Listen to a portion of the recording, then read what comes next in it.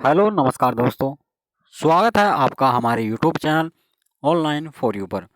दोस्तों आज इस वीडियो में हम सीखेंगे कि आप कैसे विधवा पेंशन योजना 2021 के तहत घर बैठे अपने मोबाइल फ़ोन से ऑनलाइन आवेदन कर सकेंगे। आज इस वीडियो में हम आपको विधवा पेंशन योजना से जुड़ी तमाम जानकारी देने वाले हैं। आपको आपकी पेंशन की जो किस्तें रुकी हुई है वह कैसे आपको मिलेगी और आपको क्या करना है, उसकी पूरी जानकारी आप इस वीडियो में प्राप्त कर सकते हैं। हम आपको दोस्तों यह अपडेट बिल्कुल लाइव दिखाएंगे। लाइव प्रोसेस के साथ आपको पूरी जानकारी दी जाएगी कि आपको कैसे ऑनलाइन आवेदन करना है और योजना के तहत जो नए नियम आए हैं उनमें कौन कौन से बदलाव हुए हैं, उसकी भी पूरी जानकारी आप इस वीडियो में प्राप्त कर सकते हैं। वीडियो को दोस्तों आप अंत तक ज़रूर देखते रहिएगा। दोस्तों अगर आप नए हैं और आपने हमारे चैनल को सब्सक्राइब नहीं किया है तो आप हमारे चैनल को ज़रूर सब्सक्राइब कर लीजिएगा। तो दोस्तों अब हम आपको लेकर चलते हैं अपने गूगल क्रोम ब्राउज़र पेज पर। दोस्तों कुछ इस प्रकार हम अपने गूगल क्रोम ब्राउज़र पेज पर आ चुके हैं। यहाँ पर आपको विधवा पेंशन योजना सर्च करना है। दोस्तों जैसे ही आप यहाँ पर विधवा पेंशन योजना सर्च करेंगे तो आपके सामने कुछ ऐसा पेज आ जाएगा। आपको गूगल सर्च बार में दोस्तों विधवा पेंशन लिखना है और जैसे ही आप सर्च करते हैं तो आपको नीचे की साइड स्क्रॉल करते जाना है। यहाँ पर आपको विधवा पेंशन योजना की जो ऑफिशियल वेबसाइट पेज है उसका लिंक आपके सामने खुल कर आ जाएगा। आपको दोस्तों इसी लिंक पर क्लिक करना है। आपको किसी अन्य लिंक पर क्लिक नहीं करना है। आप जैसे ही इस लिंक पर क्लिक कर देते हैं आपके सामने एक नया पेज फिर से खुल कर आ जाएगा जो कि निराश्रित महिला पेंशन। जी हाँ दोस्तों, विधवा पेंशन को निराश्रित महिला पेंशन भी कहा जाता है, आपके सामने खुलकर आ जाएगा। अब दोस्तों अब इस निराश्रित महिला पेंशन योजना के तहत आपको कौन कौन से लाभ दिए जाएंगे उसकी पूरी सूची आप यहाँ पर देख सकते हैं। यहाँ पर आप दोस्तों ऑनलाइन आवेदन कर सकते हैं। आज इस वीडियो में हम आपको विधवा पेंशन योजना के तहत ऑनलाइन आवेदन घर बैठे कैसे कर सकते हैं उसके बारे में आपको बताएंगे। अब आपको दोस्तों ऑनलाइन आवेदन करे पर क्लिक करना होगा जो कि आपको यहाँ पर दिखाई दे रहा होगा। आप यहाँ पर जैसे ही क्लिक कर देते हैं तो आपके सामने जो विधवा पेंशन योजना का प्रारूप है वह खुलकर आ जाएगा। आपके सामने एक ऐसा पेज आएगा जिसमें आपको 4 ऑप्शन दिए होंगे। पहले ऑप्शन में न्यू एंट्री फॉर्म। जहाँ दोस्तों अगर आप विधवा पेंशन योजना के तहत पहली बार आवेदन कर रहे हैं तो आपको पहला ऑप्शन क्लिक कर लेना है। आपके सामने फॉर्म खुलकर आ जाएगा। वहीं अगर आपने फॉर्म सबमिट कर दिया है, उसमें आपकी कोई कमी रह गई है तो दोस्तों आप उस कमी को सुधारने के लिए दूसरे नंबर पर क्लिक कर सकते हैं। उसके बाद आपने जो एप्लीकेशन सबमिट की है उसको देखने के लिए, उस फॉर्म को देखने के लिए आप तीसरे नंबर पर क्लिक कर सकते हैं। तो दोस्तों अब हम आपको दिखाएंगे कि आपको कैसे फर्स्ट नंबर पर क्लिक करना है अगर आप पहली बार विधवा पेंशन योजना के तहत आवेदन कर रहे हैं। अब आपको न्यू एंट्री फॉर्म पर क्लिक कर देना है। दोस्तों आपके सामने एक नया पेज खुलकर आ जाएगा जो कि विधवा पेंशन योजना का फॉर्म होगा। लेकिन उससे पहले दोस्तों यहाँ पर आपको कुछ महत्वपूर्ण जानकारी दी गई है जो आपको माननी होगी। इम्पोर्टेंट पॉइंट क्या क्या है वह आप सबसे पहले जान लीजिए। महिला कल्याण विभाग पति की मृत्यु उपरांत निराश्रित महिला पेंशन हेतु आवेदन का प्रारूप। दोस्तों ऑल फील्ड मार्क्स स्टार्स, यानी कि आपको सभी ऑप्शन जो दिए गए हैं फॉर्म में भरने हैं। The size of the application photo should be maximum 20 KB। जी हाँ दोस्तों, आपके फ़ोटो का जो साइज़ होगा वह 20 KB होना चाहिए। इससे ज़्यादा अगर आपका साइज पाया जाता है तो वह इसमें अप्रूवल नहीं देगा आपको। दोस्तों आपके जो दस्तावेज होंगे उसकी जो PDF होगी उसका प्रारूप 500 KB तक होना चाहिए।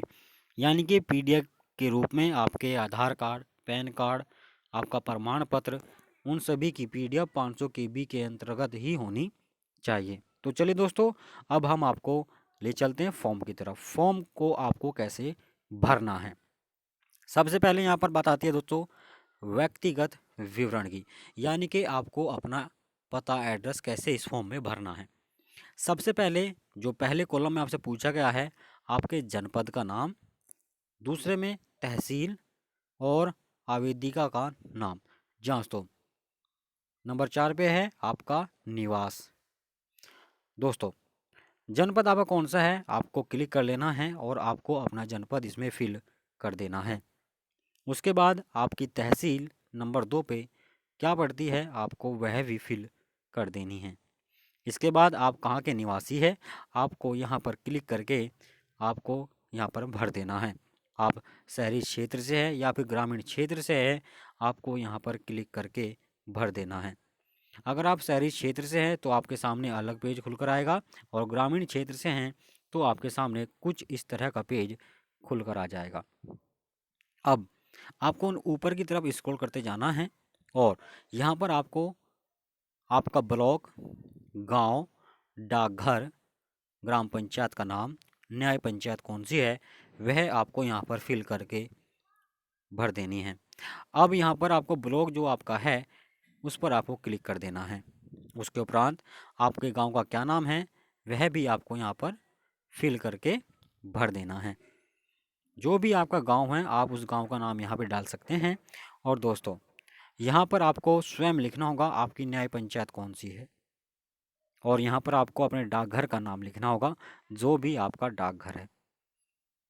यह डिटेल्स पूरी होने के बाद आपको नीचे की तरफ को स्क्रॉल करते जाना है और यहाँ पर आपको आवेदिका का नाम, जांच तो उस महिला का नाम आपको भरना है जो विधवा पेंशन योजना के तहत लाभ लेना चाहती है। उसके बाद उनके पति का नाम यहाँ पर आपको फिल कर देना है।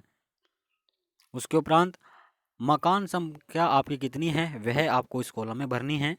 लोकेलिटी आपकी शहरी है ग्रामीण आपको यहाँ पर वह भरना है। आपका पूरा एड्रेस क्या है वह आपको यहाँ पर फिल कर देना है।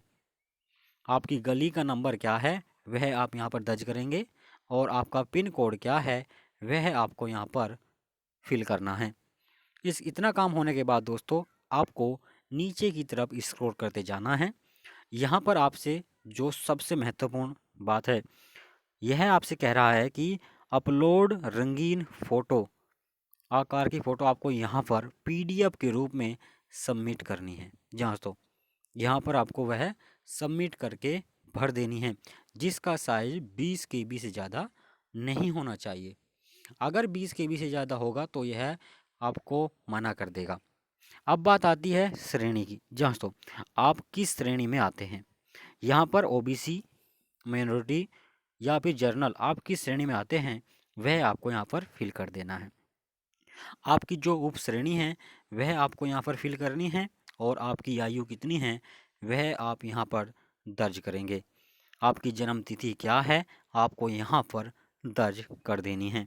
उसके बाद अपलोड जन्म तिथि आयु प्रमाण पत्र आप कैसे दर्ज करेंगे वह यहाँ पर आपको भरना है और जिसका प्रमाण पत्र की जो कैपेसिटी है वह 500 KB से ज़्यादा नहीं होनी चाहिए जैसे कि हम आपको बता चुके हैं। उसके बाद यह आपसे यहाँ पे PDF का जो प्रारूप है वह लेगा और उसके बाद आपको यहाँ पर अपना मोबाइल नंबर फिल कर देना है। इतना कार्य होने के बाद आपको फिर नीचे की तरफ स्क्रॉल करते जाना है और उसके बाद यह आपसे आपके बैंक का डिटेल्स मांगेगा। आपको यहाँ पर अपनी बैंक डिटेल्स देनी होगी। आपके बैंक का नाम क्या है वह आप यहाँ पर सेलेक्ट कर सकते हैं। बैंक शाखा का क्या नाम है वह आप यहाँ पर सेलेक्ट कर सकते हैं। आपका खाता नंबर क्या है वह आपको यहाँ पर भरना होगा और जो आपकी बैंक की पासबुक कॉपी है उसका IFSC कोड सहित फ़ोटो आपको यहाँ पर दर्ज करना है। आप उसकी PDF भी यहाँ पर दर्ज कर सकते हैं। इतना कार्य होने के उपरांत आपको फिर नीचे की तरफ स्क्रॉल करते चले जाना होगा। यहाँ पर आपको आपकी आय तो आपकी आय का विवरण देना होगा। यह आपसे पूछ रहा है कि परिवार की कुल आय कितनी है। आपके परिवार की कुल आय कितनी है वह आपको यहाँ पर भरनी होगी। ऑप्शन ए में पूछ रहा है तहसील द्वारा प्रदत्त आय प्रमाण पत्र का जो नंबर है वह आपको फर्स्ट कॉलम में भरना होगा। वहीं दूसरा बी, तहसील द्वारा प्रदत्त आय प्रमाण पत्र आपको यहाँ पर अपलोड करना होगा। जी हाँ दोस्तों, यानी कि पीडीएफ के रूप में आपको यहाँ पर वह अपलोड करना होगा। इतना कार्य करने के बाद आपको नीचे की तरफ स्क्रॉल करते हुए चले जाना है। अब आपसे यह कुछ अन्य महत्वपूर्ण जानकारी पूछेगा और कुछ वह इस प्रकार होगी। पति की मृत्यु की दिनांक क्या है वह आपको यहाँ पर भर देनी है, जिसका पूरा बायोडाटा आपको यहाँ पर देना होगा। पति का मृत्यु प्रमाण पत्र की जो फोटो स्टेट होगी या फिर उसका जो प्रमाण पत्र है उसकी पीडीएफ का फॉर्मेट आपको यहाँ पर भर देना है। यह करने के बाद आपसे नीचे की तरफ स्क्रॉल करते जाएंगे और आपको एक सूचना दी गई होगी जिस पर आपको क्लिक करना होगा। यहाँ पर आपको क्लिक करना होगा, जैसा कि हम आपको कह चुके हैं, यहाँ पर आपको क्लिक कर देना है। जैसे ही आप यहाँ पर क्लिक कर देते हैं तो आपको यह फॉर्मेट भी अच्छी तरह से पढ़ लेना होगा कि यह आपसे क्या कहना चाहता है। यह कह रहा है, मैं घोषणा करती हूँ कि मैं केंद्र एवं राज्य सरकार की किसी अन्य योजना के तहत पेंशन संबंधी आर्थिक लाभ नहीं ले रही हूँ। मेरे द्वारा उपरोक्त समस्त जानकारियाँ पूर्णतः सत्य है और किसी स्तरीय असत्य पाए जाने पर समस्त भुगतानित धनराशि भू राजस्व के बकाये की शांति वसूल कर लिए जाने पर मुझे कोई आपत्ति नहीं है। यानी कि इस नोटिफिकेशन में यह स्पष्ट कर रहा है कि आप किसी अन्य पेंशन योजना के तहत कोई भी लाभ प्राप्त न कर रहे हो। अब आपको जैसे ये आप कर देते हैं तो नीचे की साइड आपको यहाँ पर एक कैप्चर कोड दिखाई दे रहा होगा। यहाँ पर आपको यह नंबरों का जो कि 5 नंबर है उसका कैप्चर कोड आपको इस कॉलम में भर देना है। इसमें भरने के उपरांत आपको यह पेज सेव कर देना है। आप यहाँ पर इस पेज को सेव कर देंगे तो आपका विधवा पेंशन योजना के तहत आवेदन हो जाएगा। और जो आप सेव कर देंगे तो आपके सामने अलग तरह से कुछ नया नोटिफिकेशन आएगा। आपको इसको सेव करके रखना है और जो आपका केंद्र सरकार द्वारा और राज्य सरकार द्वारा जो पेंशन योजना का कल्याण विभाग रखा गया है, महिला कल्याण विभाग, वहाँ पर आपको यह प्रारूप की फ़ोटो स्टेट ले जानी होगी और वहाँ पर आप इस योजना के तहत पूर्णतः जुड़ जाएंगे। यानी कि आप घर बैठे इतनी आसानी से विधवा पेंशन योजना के तहत ऑनलाइन आवेदन कर सकते हैं। तो दोस्तों, अगर आपने अभी तक हमारे चैनल को सब्सक्राइब नहीं किया है, चैनल को ज़रूर सब्सक्राइब करें। आपकी कोई समस्या है तो आप हमें ज़रूर कमेंट्स बॉक्स में जाकर बताइएगा।